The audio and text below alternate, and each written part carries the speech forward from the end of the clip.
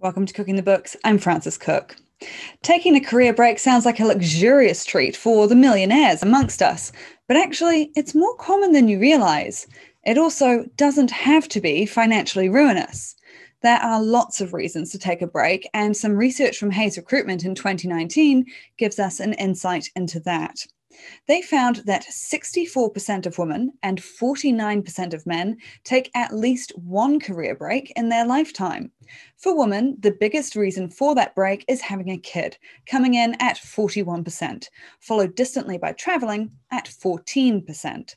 It's quite different for the men, with travel being the biggest reason at 25%, followed by studying or retraining at 21%.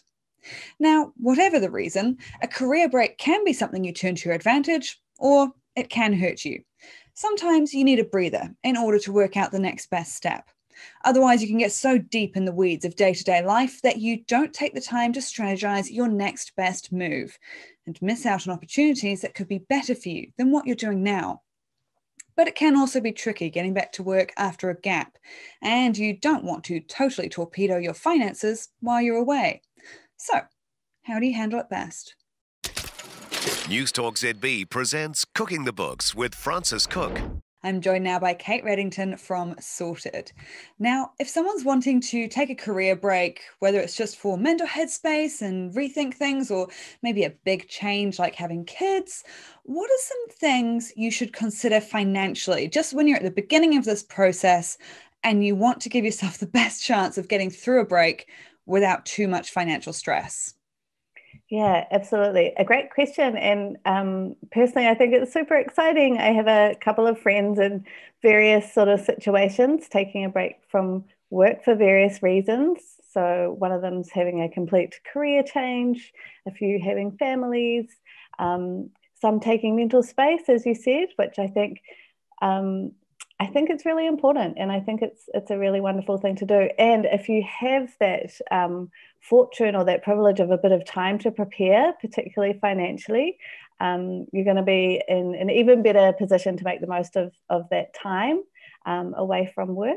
So in terms of how to prepare, I think it's really helpful to sort of sit back and take stock of where you're at.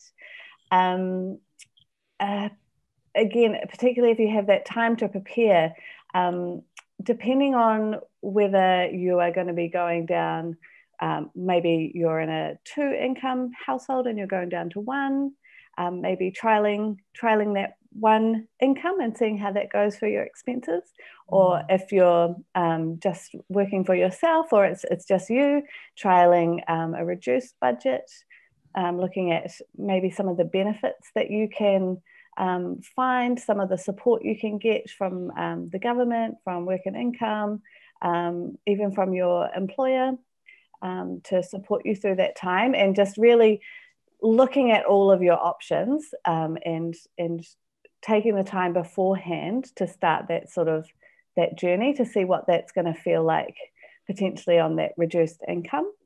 Yes, so much of this at the beginning, it really comes down to you kind of need to go back to budgeting 101 a little bit, right? Just for the foundations for this. Yeah, absolutely. I think if you can do that, it just puts you in such a better position to be taking that time off.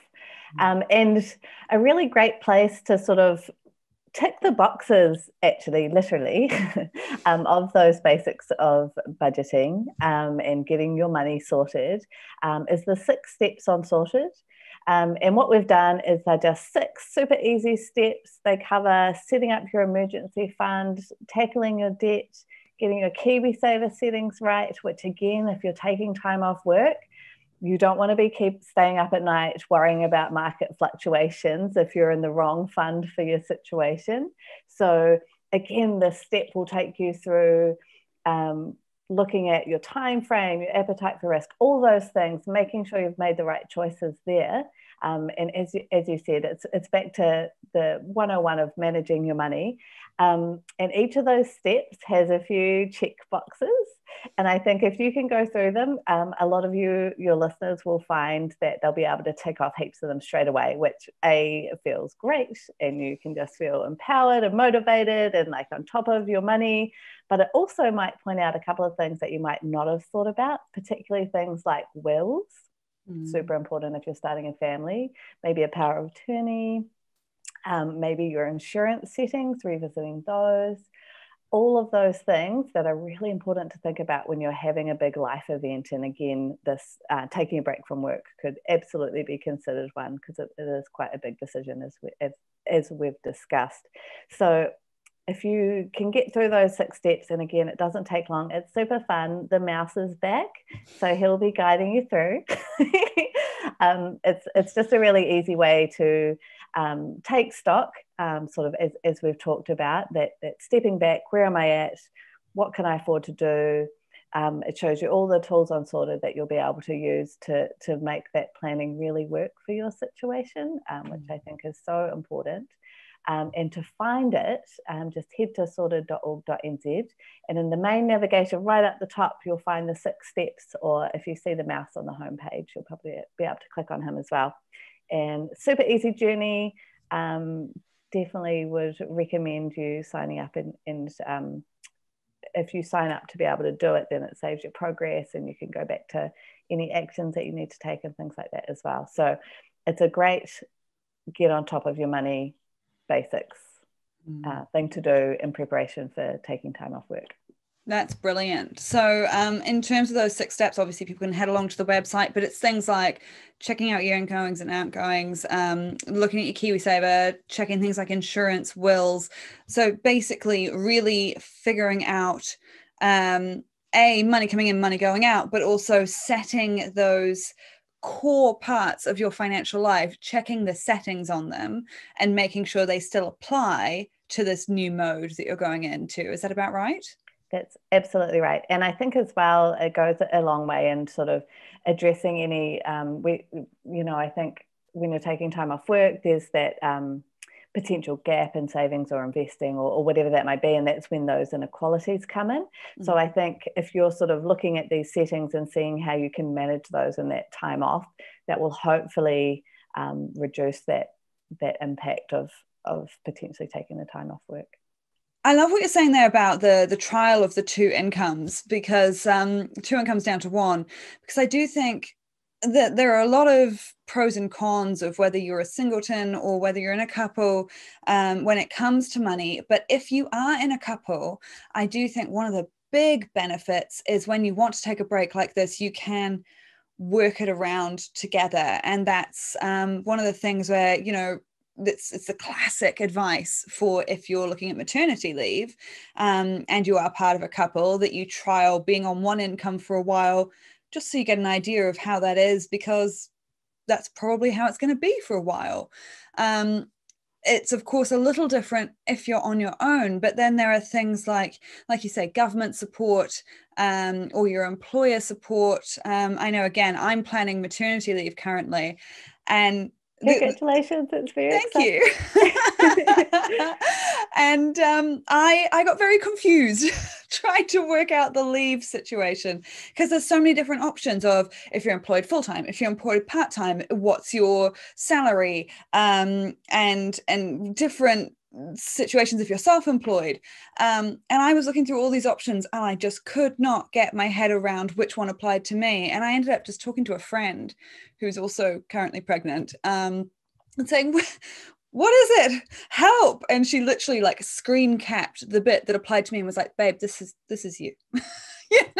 So I feel like talking to your partner, talking to friends, and figuring out the different things that are open to you, there's a lot of conversations to have, right? But it's important to throw out those fish hooks and find every avenue you can. Absolutely, yeah. And talking to people is a really good way to do that, absolutely. And particularly people who have perhaps been through it before. The other thing I would say as well is there's a great guide on Sorted for if you are having a baby. And what I really like about that guide is it does it's quite short and it's specific enough, and it sort of send you in the right direction. Whereas you're right, and I actually sort of had a wee look around, and it is very overwhelming, the amount of information you have to get through, the amount of different scenarios you have to kind of sort of put aside or figure out what's relevant to you. So yeah, I think check out that guide, but talking to people is great. And particularly when it comes to sort of the government support side of things, and getting your budget sorted, the people at Money Talks might be a good place to start as well. Their free financial mentors are a great resource too. Yes, definitely. And that's just off the top of my head, but I believe it's moneytalks.co.nz. And on the website, they've also got, you can text them, you can call them, you can email them. So Money Talks is a fabulous free independent resource, as well as, of course, all the wonderful free independent info that you've got, as you say, on Sorted. This is a question that I've had lots of people in different situations send to me, both people who are looking at maternity leave like I am, and also some people who are wanting to take a pause, consider retraining. They're not fully committed to retraining yet, but they're thinking about it. So while you're on leave, should you still be contributing to KiwiSaver? Is it worth it? Yeah. Look, if you can, it absolutely is. Even, ideally, at least $20 a week, because that means that you're going to get the full advantage of the government contribution of $521. So if you can somehow keep that $20 a week up, that's a really great thing you can do. And even if it's not 20, whatever you can put in, they'll still match half of that up to however much you put in. So I think that's sort of the best return on investment you're going to get. And it does mean you continue to keep growing and building that KiwiSaver, which sort of reduces the gap you might have if you chose to stop contributing for a while. So definitely would recommend that. The other thing that is definitely worth doing if you're employed is speaking to your employer about whether they can potentially continue to contribute their employer contributions. And while they're not obligated to do that, some do, some might. It's worth asking the question because that budget will likely already have been allocated. So particularly if it's a bigger organisation. So that would be a question I would encourage to ask as well. But yeah, if possible, keep paying at least $20 a week. Or as much as you can spare, just to keep that growth and to keep those government contributions coming in as well. That's a really good point. I wouldn't have thought of asking the employer, because obviously if you're going on maternity leave, then you're coming back to the job. But some people can take unpaid leave. For a lot of organizations will allow it for a year or so while you think about other options. And if you're planning to come back to that job, you might actually find your employer is very happy to work with you. I mean, it's different employer to employer, but there are some employers who do far more than the minimum KiwiSaver contribution of just 3%. So there will also be plenty who would say, yeah, okay, we'll keep contributing our match in. And what are you going to do? If they say no, the worst they can say is no, and then you're back where you started. That's not a bad risk return for just asking a question. Yeah, absolutely. Yep, definitely worth it. Yeah. So, okay. So what about student loan? If you've still got one, how do you handle that on a break? Because obviously it's taken out as a percentage of your income. You probably don't have to keep contributing if you are on leave. And of course, it's interest free. But also, you might be wanting to use this period of leave to go overseas. And if you go overseas for more than 6 months, then it's going to be accumulating interest. So how do you balance these various things? What should you be thinking about with your student loan? Yeah, good question. And bringing in the overseas one, I hadn't really thought about that. And I guess it's because it's not so much top of mind at the moment. Yeah. And look, it's a tricky question because I think it absolutely depends on your situation. I think you're right, though, if it's not going to be a really long break, pausing those student loan payments, I think is absolutely fine to do because you're not going to incur any penalties for that. It is just going to mean that obviously you're still going to have to pay it back at some point, but it's not growing behind the scenes. So I think that's an absolutely acceptable thing to do for sure. If that helps free up a bit of cash to make life work while you're not working, then I think that's absolutely fine to be doing that. Yeah, because I mean, in reality, as soon as you're taking a period of leave, even if you are in a pretty lucky position where you've saved up and you're maybe you've got a partner who can help pay some of the bills and all of these things would make it a lot easier. I think in any situation, it's still going to be tight, right? And so those student loan contributions, if you're not planning to go to Aussie or wherever else that we are able to travel these days, I think hitting a pause, you don't need to beat yourself up over that, right? Absolutely. Yeah. Yeah, no, absolutely not, is what I mean to say. It's this whole thing is like I feel like there's a lot of pressure around the idea of working and money and the idea of taking a career break and trying to finance yourself through that. It's already such a pressurized situation where you might be feeling guilty for even considering a break and feel like you're letting your employer down or whatever. And I just feel like whatever you can do to take a bit of that pressure off yourself and just as much as you can approach it in a less emotional way and I am entitled to do this break and it's not going to hit me too financially if I hit pause on this student loan and I only need to make the minimum KiwiSaver contributions or whatever is in your situation. I feel like taking some of that pressure off is a key part of it, right? Yeah, that's so interesting because as you were saying, you sort of need to take the emotion out of it. I was going to say something about putting the emotion in it. That's so funny. Go for it. What I mean by that is just really focusing on what's important to you, and if that's having a family, then again it's about reflecting, taking stock. Where are you at? What are you going to need to do to be able to reach that goal that you're emotionally connected to? The more connected to that goal you are, the more motivated you will be to make sure you've got your budget set up, you're paying off your debt in preparation if you can at all possible, building your buffer, and whether however you're doing that, connecting emotionally to that goal. And it could be upskilling, it could be I feel like I've got whatever I needed out of this career, and this is like just personally like a bit of interest, like a personal interest for me. Like I was told, I remember hearing once that it takes about 9 years to become fully master a career. And if you think about our careers, they're a lot longer than 9 years. So once you've sort of mastered that and you've got those incredible skills, that's just going to add to whatever you do next. So I guess coming back to your point about taking the emotion out of it, I guess it's kind of two ways, right? So you definitely don't need to feel guilty about that. I think you're continuously learning and you're continuously contributing to something new with all your skills. I think that's something to be really proud of. And it's the same for in the case of having a family or taking a mental health break. I think there's actually a lot of I think it's a really positive thing to be doing that, because it's ultimately going to sort of increase your capacity as a human.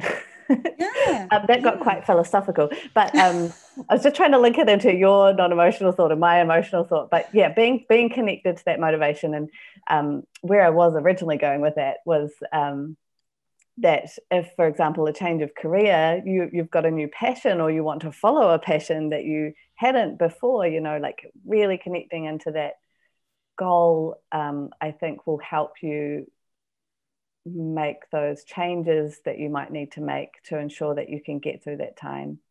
Yeah. Yeah. I so agree. It's really interesting there, isn't it? It's like take the emotion out of the money side and Yes. put it into the life side, because I always bang on about this where money is not the goal in itself, or at least I strongly believe it shouldn't be. Money is a tool for creating the life that you are interested in. And you start with that goal of whatever it is that you are finding fulfilling or you want to achieve next. And if you have that goal in mind and then say, okay, work backwards, what do I need to do with that for my money, with my career, for whatever? I think setting the priorities like that also is like really helpful with a lot of these questions that we're going through, right? Because there's never just one answer in money. It's consider this, consider that, weigh up this. And if you know what that goal is that you're aiming for and what you are wanting to prioritize, then it really helps you weigh these things up a bit more, doesn't it?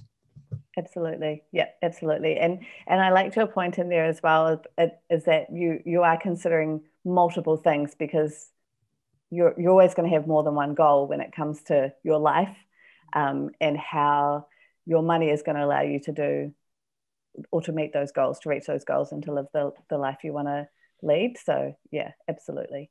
Yeah.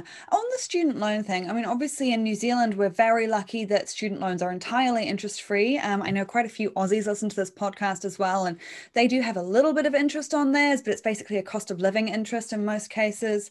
So that's still pretty low. So student loans, for the most part, aren't too scary, but there are other types of debt, right, which can be really high interest, can get really big. Um, Before a career break, would you say the best thing is to try and wipe them out entirely if you can? If you can, absolutely, of course. Yeah, yeah. What happens if it's really big and you can't? I mean, does that mean you shouldn't do the career break, or can you just try and Mm, balance it as another bill?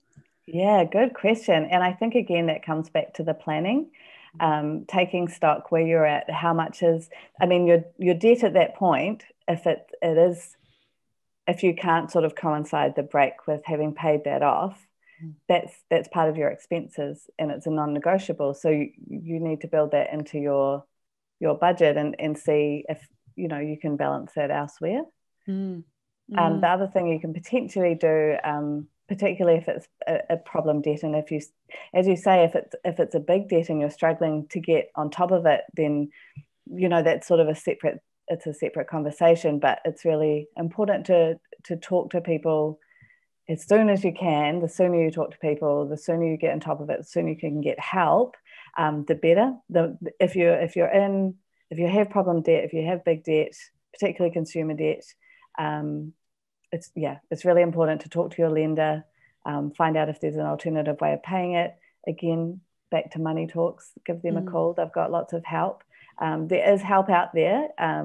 So yeah, sorry, just a bit of a side point to to the conversation, but yeah, if you are in that situation, then I think that's absolutely a priority. Mm. Yeah, and I totally agree. I mean, because obviously, Money Talks is full of money mentors, people who will work you through this. And I've talked to some of these budget guys before. They'll walk through your budget. They are really good at getting rid of debt. They deal with that all the time. And actually, sometimes it's different with credit cards or different places. But if it's things like payday loans, or even someone that you might consider a loan shark, I have talked to several budget advisors who said they have helped people take this to court and proved that the debt itself was unreasonable, and they wiped a bunch of it. And that cost the person nothing because they had this advisor who was helping them through the process. So I really think whatever your situation is, whatever end of the scale it is, places like Money Talks are fabulous for giving you that more individual help that, a podcast like this, we're talking in such generalities. And then there's also, of course, places like Sorted. You guys have got the debt calculator, right? Where you could calculate how long it's going to take to pay off. So maybe you could even work out, well, if you've got a baby on the way, then the timeline is not your own. But if it's a different type of career break, then, you could maybe calculate, okay, if I pay it off at this much, it's going to take me 18 months. And maybe I could take my career break in 18 months. That could be part of the planning, right? Absolutely. Yeah, that's a wonderful approach. That makes a lot of sense. Thank you. I always like a good compliment. What about when it comes to coming back to work? Let's assume that it's someone who's going back to the original job. Because a lot of times, depending on how long the break is, if it's 6 months to a year, things move so fast now that there can already be a bit of a skills or a salary gap. How do you handle that, and how much of a worry is that? Yeah, that's such a good question, and like any of them, it does depend on your situation. I think there's little things that you can do, and again, it's in that preparation and looking at how you sort of. I mean, it really depends on what you're doing in that time as well, because if you're taking a break to upskill, then I mean that's obviously going to put you at an advantage. If you're taking a break to have a family, I think again it's really important to make the connections between the skills and the knowledge that you're gaining and whatever life experience it is that you're having, and drawing parallels back to what that means in the way that you can contribute to your employment. So I think being conscious of that and how you speak about that can be really beneficial.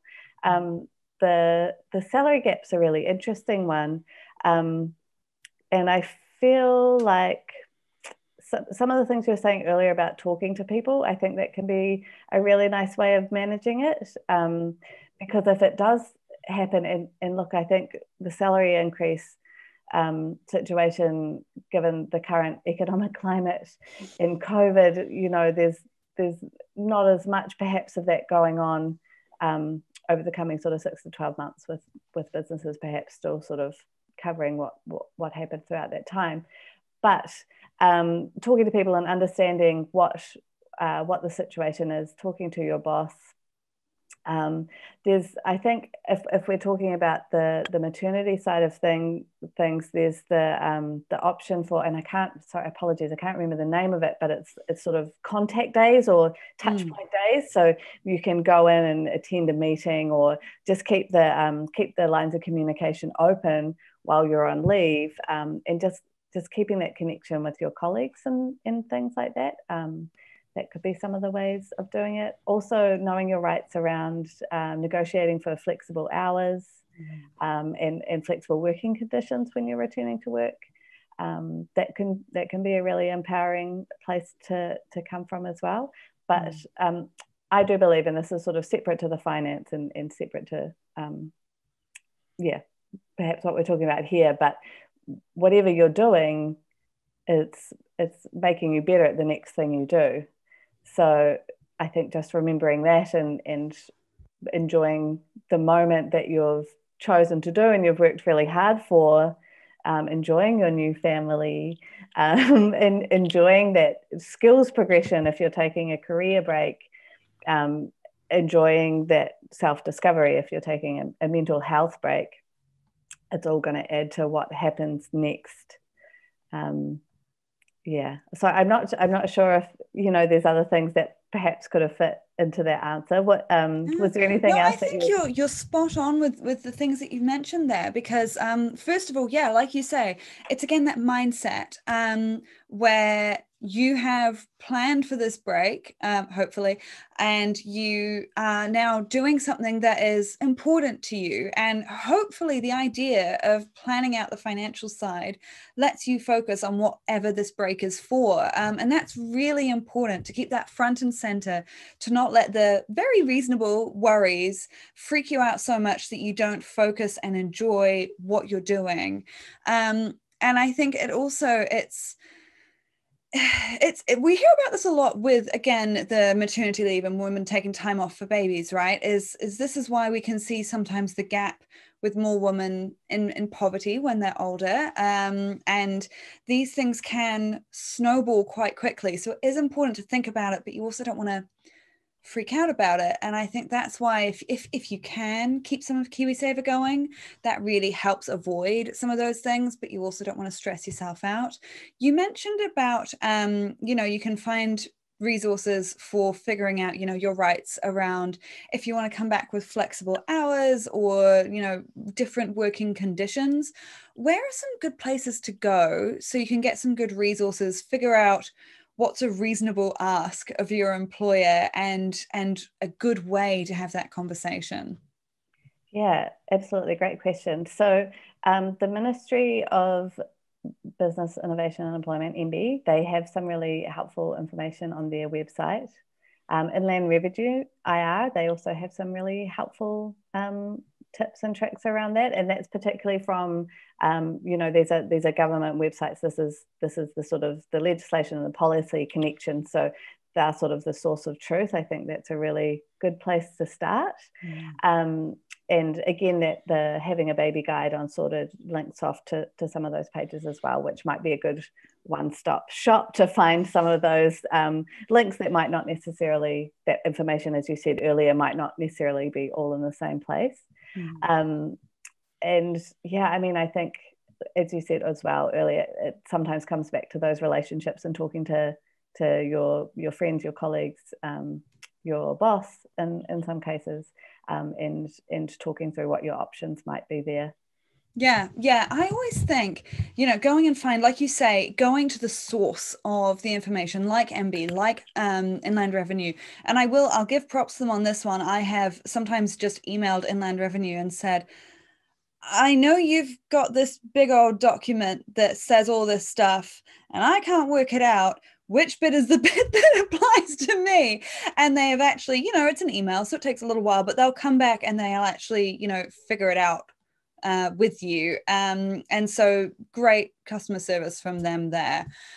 So I think getting in touch, having a look, and also getting in touch with those government organizations, doing your research, and then using that as a basis from which to start these conversations with co-workers, so valuable. The amount of times I found out about a policy that my work has that I didn't know about to even ask about from co-workers, so great.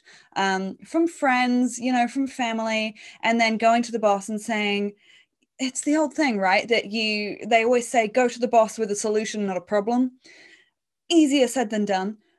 So if you've done all that research and you've said, look, here's what I think I would like to do. Here's how I think it could work for you. Is there anything I've missed?